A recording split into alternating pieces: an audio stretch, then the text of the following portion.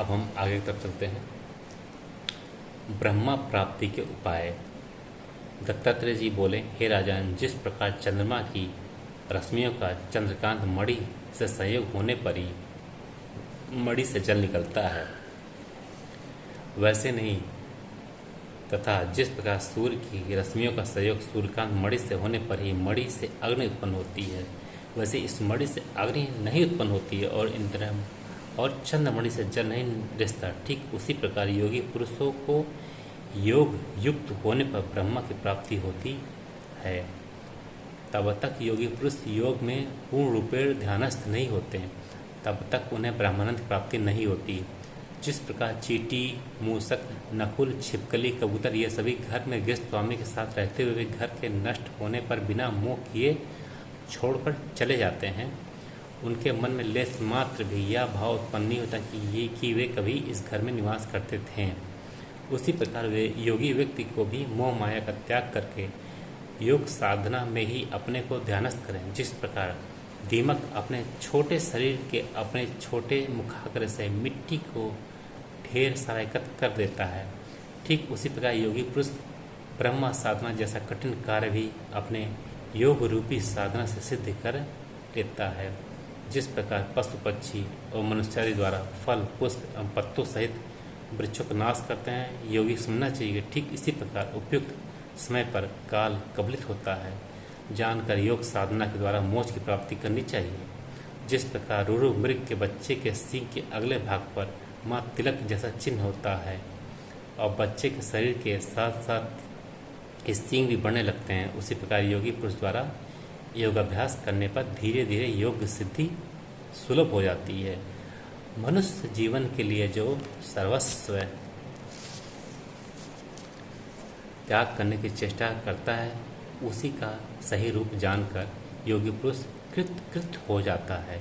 योगी पुरुष के लिए वही घर है जहाँ वह निवास करता है, वही भोजन है जिससे वह जीवित रहता है, जिसे विषय की निवृत्ति हो वही सुख है। अतः इन सब से क्या मोह माया करना। जिस प्रकार के कार्य करने से योगी की सिद्धि हो, योगी पुरुष को उसी प्रकार का कार्य करना चाहिए। अलर्क दत्तात्रेय जी से विनयपूर्वक बोले, हे ब्राह्मण, सौभाग्य से शत्रु के भयंकर आक्रमण के कारण मेरे हृदय में भय उत्पन्न हुआ था, तथा मेरे सौभाग्य से ही काशी नरेश ने अपनी चतुरंगी सेना से मेरी सेना का नाश कर दिया, जिस कारण मुझे आपका सत्संग प्राप्त हुआ।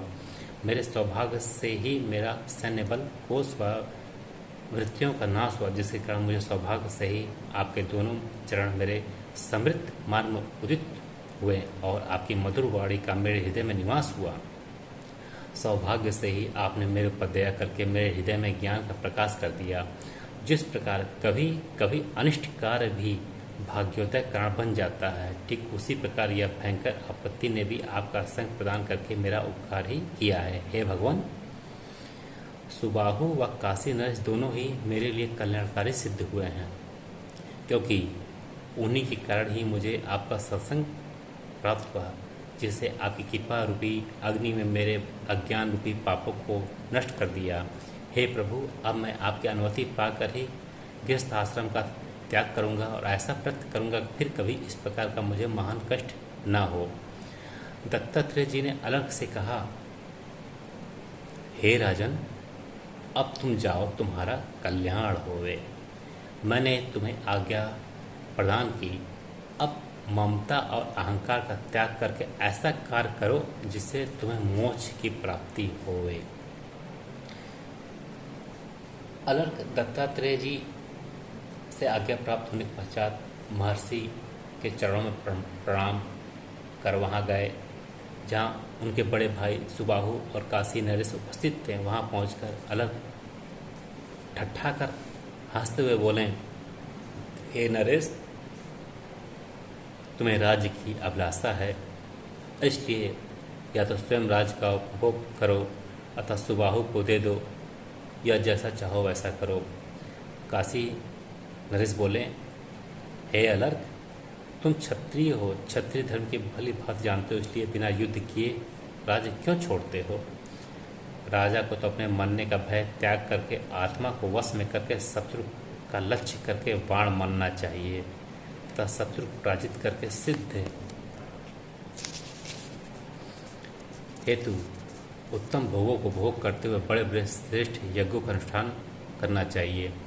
अलर्क बोला, हे वीर, जो तुम सोचते ही वही मैं भी पहले सोचता था। अब ठीक इसके विपरीत सोचने लगा हूँ। सुनो, जिस प्रकार मनुष्य का संग मात्र भौतिक संग है, उसी प्रकार उनका गुणागुण भी भूत की समष्टि ही है। केवल चित्त शक्ति रूपी ब्रह्मा ही सत्य है, इसके अतिरिक्त कुछ भी सत्य नहीं है। जब ऐसा ज्ञान मुझे प्राप्त हो गया तो हे राजन, शत्रु मित्र स्वामी सेवक आदि की कल्पना ही कैसी, सब निरर्थक है। हे नरेश्वर, मैंने तुम्हारे भय से दुखी होकर के महर्षि दत्तात्रेय से यह ज्ञान प्राप्त किया है। इसलिए अब मैं जितेंद्रिय होकर सभी प्रकार के विषयों को त्याग करके केवल परम ब्रह्मा में ही अपना मन लगाऊंगा। अब तो परम ब्रह्मा को जीतना ही मेरा परम लक्ष्य है। परम ब्रह्मा को जीत लिया तो मानो सब कुछ जीत लिया, ऐसा समझो, क्योंकि उस परम ब्रह्मा के सिवा कुछ भी सत्य नहीं है। इसलिए परम ब्रह्मा को जीतना ही मेरा एकमात्र लक्ष्य है।